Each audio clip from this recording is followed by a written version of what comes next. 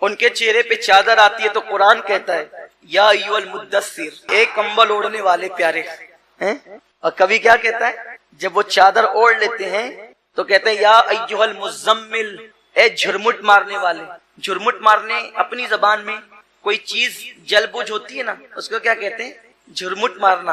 اور حضور نے چادر ڈالی تو قرآن نے مزمل کیوں کہا؟ یہ تو قرآن حکمت جان عاشق کہتا ہے کہ جب چہرے پہ وہ کالی کالی چادر پڑی تو چہرے کا نور چھن چھن کے چادر سے نکلنے لگا۔ جبریل قرآن لے کر آیا یا ایھا المزمل، اے جھرمٹ مارنے والے، قم اللیل الا قلیلا۔ یہ بھی پیاری بات ہے، کبھی سوچا آپ نے قرآن کیا کہہ رہا ہے؟ یا ایھا المزمل، توجہ، یا ایھا المزمل، او جھرمٹ مارنے والے، قم اللیل الا قلیلا نصفہ او انقص منہ قلیلا او زد علیہ ورتل القرآن ترتیلا انا سنلقی علیک قولا ثقیلا۔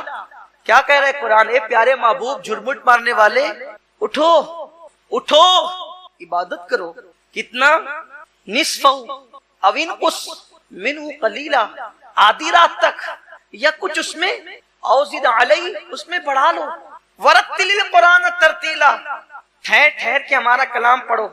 انا سنلقی علیک قولا ثقیلا، ہم عنقریب آپ پر ایک بڑا بوجھ ڈالنے والے ہیں۔ وہ کیا ہے؟ ہمیں معلوم ہے کہ دن میں آپ کو بہت کام ہے، دن میں آپ کو بہت کام ہے۔ یا اللہ جب دن میں ان کو بہت کام ہے تو محبت کا تقاضا کیا ہے؟ کیا تقاضا ہے؟ ارے جس کو دن میں کام ہے اس کو رات میں سلانا چاہیے۔ ماں کہتے ہے بیٹا جلدی سو، صبح اسکول جانا ہے۔ ابا کہتا ہے بیٹا سو جا، صبح ٹیوشن جانا ہے۔ بھائی کہتے ہیں بھائی سو جا، صبح سفر کو جانا ہے، ڈیوٹی پہ جانا ہے۔ ارے جن کو دن کو کام ہے ان کو سلایا جاتا ہے، اور اللہ کہتے ہیں حبیب تجھے دن میں کام ہے ہم جانتے ہیں، مگر اٹھ کے عبادت کر، اٹھ کے عبادت کر۔ اللہ اس میں راز کیا ہے؟ اس میں راز کیا ہے؟ تو علامہ احمد یار کا نعیمی رحمت اللہ علیہ اس راز سے پردہ اٹھا کے کہتے بات یہ ہے کہ جس سے پیار ہوتا ہے رات کے سناٹے میں اس کو کہتے ہیں او اٹھنا محبوب ذرا مجھ سے بات تو کر، اس طویل رات میں مجھ سے بات تو کر۔ تو اللہ چونکہ پیار میرے آقا سے کرتا ہے، محبوب جو بنایا ہے تو کیا کہہ رہا ہے؟ اے حبیب رات کو اٹھ اور میری بارگاہ میں کھڑے ہو تاکہ تو مجھ سے بات کرے، میں تجھ سے بات کرے۔ یہ ہے سورہ مزمل کا راز۔ یہ اوروں کو سلا رہا ہے، کیا کہہ کر؟ پوری مخلوق کو سلا رہا ہے۔ کیا کہہ کے سلا رہا ہے پتہ ہے؟ اللہ فرماتا ہے سورہ نبا میں وَجَعَلْنَا اللَّيْلَ لِبَاسًا، رات کو ہم نے تمہارے لیے آرام کے لیے بنایا۔ اے اللہ، یہ گنہگار پاپیوں کو کہتا ہے سو جاؤ، اور جو معصوم ہی نہیں سید المعصومین ہے اس کو کہتے ہیں اٹھ کے عبادت کر۔ جس کا جنت میں جانا یقینی نہیں ان کو سلا رہا ہے، جس کو مالک جنت بنا ہے اس کو اٹھا رہا ہے۔ کیوں مولا؟ قدرت کا نقیب کہے گا تجھے کیا پتا ہے رات میں محب اور محبوب کی ملاقات کا وقت ہوتا ہے۔ جس کو محبوب بنایا کہتا ہے وہ کام تو تجھے بہت ہے، لیکن محبت کا تقاضا بھی ہے پیارے کہ تو اٹھ کر مجھ سے باتیں کر۔ کیا ہے؟ کیا کیسے بات کر؟ کیسے؟ جلدی جلدی کر کے سو نہ جا، ورتل القرآن ترتیلا، بات بھی کر، ٹھہر ٹھہر کے کر۔ کلام میرا تو پڑھ، اس لیے کہ قل کا راستہ یہی ہے، قل کہہ کے اپنی بات لب سے تیرے سنی، اللہ کو اتنی تیری گفتگو پسند۔ کامیابی کا اصول میرا اللہ قرآن میں بیان کرتا ہے۔ اگر کامیابی چاہتے ہو آپ کو 3 باتوں پر عمل کرنا ہے۔ میں جلدی جلدی تینوں باتیں پڑھتا ہوں، نتیجے پہ بات پہنچتی ہے۔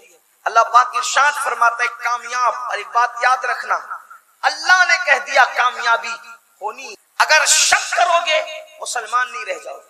کامیابی کے 3 اصول اللہ فرما رہے ہیں قد افلح من تزکا، وہ مراد کو پہنچے۔ اللہ نے کہہ دیا مراد کو پہنچے تو مراد کو پہنچے۔ اب کامیابی سے کوئی روک نہیں سکتا اگر پوری دیانتداری کے ساتھ 3 چیزوں پہ عمل کر لو۔ نمبر 1، مراد کو کون پہنچا؟ من تزکا، جس نے اپنے دل کو گناہوں سے پاک کر لیا، گناہ کی محبت سے پاک کر لیا۔ پہلی منزل کامیاب لوگوں کی دل کو گناہوں کی محبت سے پاک کرنا، دل کو گناہوں سے محفوظ کرنا۔ یعنی جب گناہ دیکھو تو دل میں کرنے کا جذبہ پیدا نہ ہو، بلکہ گناہ کو دیکھ کر ہی انسان کے دل میں نفرت پیدا ہو، گناہ سے گھن پیدا ہو۔ دل کو گناہ کی محبت سے پاک کرنا یہ پہلی منزل ہے۔ اب تھوڑا ٹٹولے اپنے آپ میں، کیا ہم وہ لوگ ہیں؟ ہمیں تو ہر گناہ سے محبت ہے، ہمیں تو ہر گناہ سے پیار ہے۔ دیکھ لیجئے، فلموں سے لے کر کے گانے سننے تک، گانے سننے سے لے کر کے سود کے دھندے تک، سود کے دھندوں سے لے کر کے شراب اور نشے تک، شراب اور نشے سے لے کر غیبت، چغلی، حرام غذا، یہ ساری چیزوں سے انسان اس قدر اس میں ملوث ہوا کہ اب تو انسان گناہ کو گناہ سمجھتا ہی نہیں۔ پہلی منزل کامیاب لوگوں کی وہ ہے جو گناہ کی محبت سے اپنے دل کو پاک کرتے ہیں۔ ایک بات یہ بھی کہہ دوں، جب تک گناہ کی محبت دل میں ہوگی اس وقت تک ہم سچے عاشق رسول نہیں بن سکتے۔ اور ایک بات آپ کے سامنے یہ بھی واضح کر دی جائے کہ زنا، شراب، جوا، یہ سب تو گناہ کی محبت لوگوں کے دل میں ہے۔ جو طبقہ دیندار کہلاتا ہے وہ یہ سارے گناہ نہیں کرتا، لیکن یہ اس سے بڑے جرم میں مبتلا ہیں، جیسے غیبت، حسد، بغض، کینہ، یہ دلوں میں ہے۔ اب بتائیں، کرسی پر اگر پیشاب پڑا ہو تو کیا میں اس پہ بیٹھوں گا؟ آپ بیٹھیں گے؟ کوئی بیٹھے گا؟ جب ایک کرسی پیشاب سے بھری ہو تو اس میں میں اور آپ نہیں بیٹھتے۔ تو جو دل کینے سے بھرا ہو، حسد سے بھرا ہو، بغض سے بھرا ہو، بتائیں اس میں حضور کا عشق کیسے آ سکتا ہے؟ تو کہیں عشق کے نام پر ہم منافقت تو نہیں کر رہے؟ میرے جملے تلخ لگے تو معاف کرنا۔ جہاں حسد ہوگا وہاں عشق مصطفیٰ کیسے ہو؟ جہاں کسی مومن کے لیے دل میں کینہ ہوگا وہاں عشق مصطفیٰ دل میں کیسے ہوگا؟ مجھے حیرت ہے، عاشق رسول بغض اور کینے والا کیسے ہو سکتا ہے؟ ارے عاشقوں کا تو حال یہ ہے کہ عاشقوں کی توجہ تو شیطان کی طرف بھی نہیں جاتی، وہ شیطان کی طرف بھی کبھی متوجہ نہیں ہوتے۔ ایک مرتبہ رابعہ ادویہ سے کسی نے کہا، رابعہ اللہ کی اتنی عبادت کرتی ہے، تجھے شیطان کتنا ستاتا ہوگا؟ تو جواب دیتی ہے، کبھی خیال بھی اس کا نہیں آتا۔ کیوں؟ اس لیے کہ یار کی یاری سے فرصت نہیں ملتی، دشمن کے لیے وقت لائے گا۔ عاشق رسول کہلاتے ہو پھر غیبت کی گٹھلیاں لے کر بیٹھتے ہو، عاشق رسول کہلاتے ہو سگے بھائی سے حسد کرتے ہو، پڑوسیوں سے دل میں بغض اور کینہ رکھتے ہو، کامیاب نہیں ہو سکتے۔ عشق مصطفیٰ کا دل دادا کہلانا یا عاشق کہلانا آسان ہے، اور عاشق بن جانا مشکل ہے۔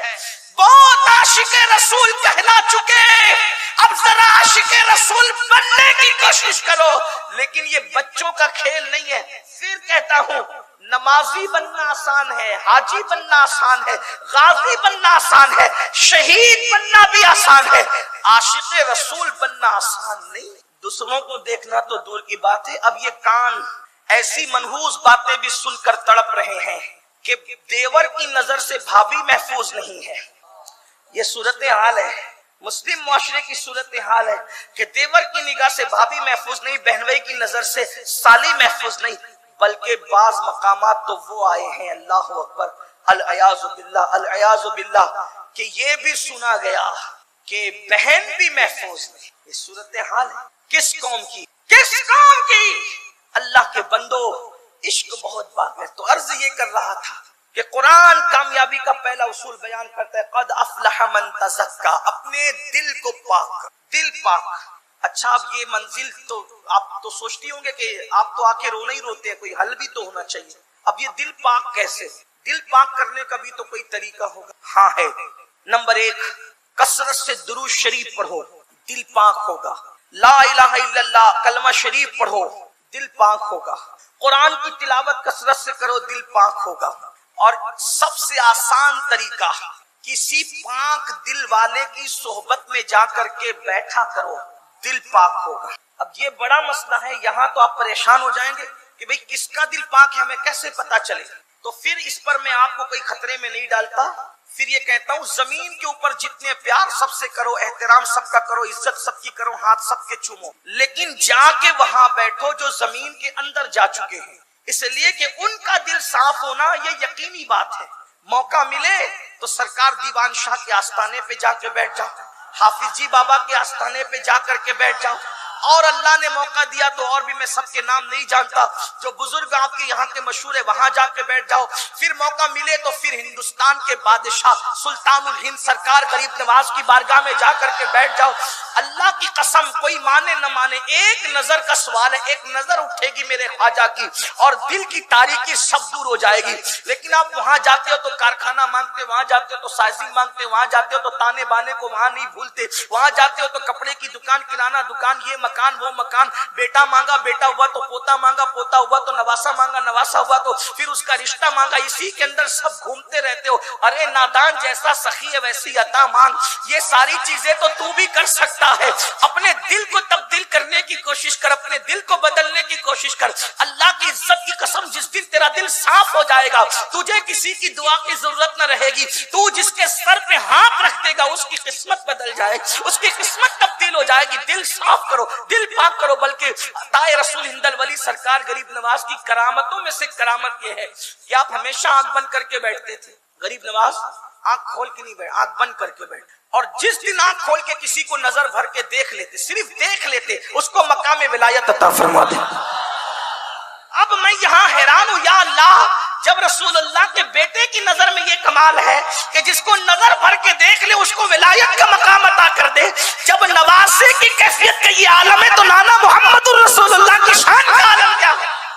پھر ان کی نگاہ کی تاثیر کیا ہوگی؟ میرے امام کہتے اٹھ گئی جس طرف دم پہ دم آ گیا، اس نگاہ عنایت پہ لاکھوں سلام۔ نعرہ تکبیر۔ پہلے اپنے دل کو صاف کرو، پاک کرو، اور دل صاف کرنے کا آسان طریقہ یہ بتا دیا نا کہ اللہ والوں کے یہاں جا کے بیٹھو، دعا کرو کہ اللہ ہمارے دل کو صاف کر۔ نمبر 2، اللہ کا ذکر، وَذَكَرَ اسْمَ رَبِّهِ فَصَلَّى، ذکر اللہ کرو، خدا کا ذکر۔ ممرہ میں نے اس پہ بہت تفصیلی گفتگو کی، یہاں نہیں کرتا، لیکن یہ کہ اللہ کا ذکر کرنے کی عادت ڈالو، کثرت سے اللہ کا ذکر کرو، اللہ پاک کا ذکر کرو۔ اللہ کا وعدہ ہے فَاذْكُرُونِي أَذْكُرْكُمْ، تم مجھے یاد کرو میں تمہارے ڈنکے بجا دوں گا۔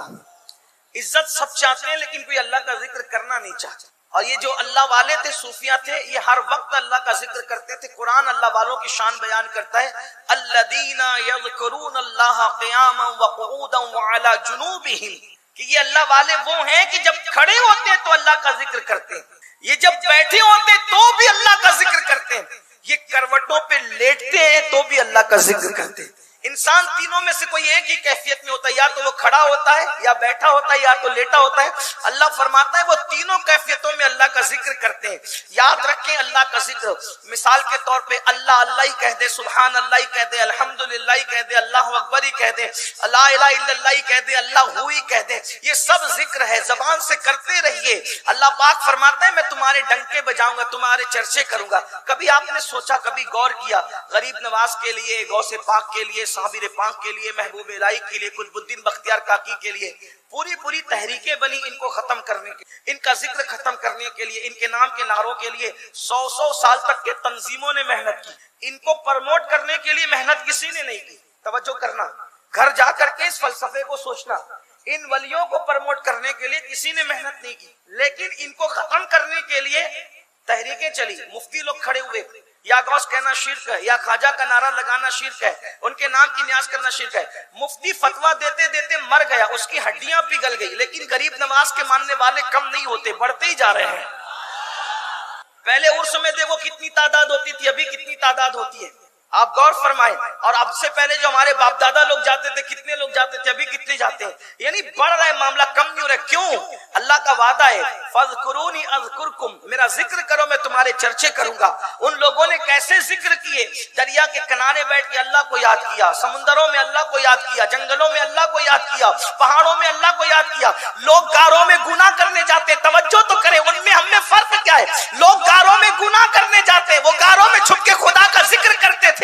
لوگ دریا کے کنارے زنا کرنے جاتے، وہ دریا کے کنارے خدا کا ذکر کرتے تھے۔ لوگ سمندر کے کنارے عیاشوں کے محل تعمیر کرتے، وہ سمندروں کے کنارے خدائے سمندر کو یاد کرتے تھے۔ اندازہ فرمائے پھر خدا نے ان کے ایسے ڈنکے بجا دیے کہ جب تک کہ چاند اور سورج نکلتے ڈوبتے رہیں گے، ان کا نام کبھی نہیں مٹ سکتا، کیونکہ جس نے ذکر بلند کیا ہے وہ ہمیشہ زندہ رہنے والا خدا ہے۔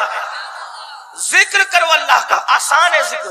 2 نشانیاں ہو گئی، دل کو پاک کرو گناہ سے، ذکر کرو، اچھا ذکر کرو گے تو بھی دل پاک ہوگا۔ اور تیسری منزل اور آخری بات، تیسری منزل آخری بات کیا؟ فصلا، اور وہ نمازی بن گئے، نماز قائم۔ یہاں کر کے سب ڈھیلے پڑ جاتے ہیں۔ 95% لوگ مسلم امہ میں پوری دنیا میں نماز نہیں پڑھتے، 5% لوگ پڑھتے ہیں۔ پھر وہ لوگ بھی گھٹتے گھٹتے فجر کی نماز میں 1% سے بھی کم ہو جاتے ہیں، فجر میں نہیں آتے لوگ، اور پھر وہ اپنے آپ کو نمازی سمجھتے ہیں۔ نمازی کی تعریف کیا ہے وہ سن لیں۔ اگر کوئی 5 وقت کی نماز بھی پابندی سے پڑھتا ہے لیکن شادی میں نماز چھوڑ دیتا ہے، میت میں چھوڑ دیتا ہے، کبھی کبھی ٹرین میں چھوڑ دیتا ہے، فلائٹ میں جان بوجھ کے چھوڑ دیتا ہے، تو بزرگوں نے فرمایا جو جان بوجھ کر 1 وقت کی نماز بھی چھوڑ دے تو اس کا شمار نمازیوں میں نہیں ہوگا، تا وقت یہ کہ وہ توبہ نہ کر لے، یعنی وہ نمازیوں میں شمار نہیں ہوگا۔ جو جان بوجھ کر 1 وقت کی، اب سر درد ہے تو چھوڑ دیا، اپنے جیسے کچھ لوگ بیٹھے ہوئے ہیں تو چھوڑ دیا، ٹرین میں نماز کہ گئی کیا کریں گے کیسے پڑھیں گے، چھوڑ دیا۔ ہمارے مذہب میں یہ کھڑے ہو کے نہیں پڑھ سکتے، بیٹھ کے پڑھو، بیٹھ کے نہیں پڑھ سکتے، لیٹ کے پڑھو، اشارے سے پڑھو، نماز معاف نہیں ہے، نماز پڑھنا ہے۔ تو چونکہ 3 اصول کامیابی، دل کو پاک کرنا، ذکر کرنا، نمازی بننا، 3 چیزوں پہ عمل کر لو، اللہ نے سند دی ہے، تم کامیاب ہو جاؤ، زمین کے اوپر بھی اور زمین کے نیچے بھی۔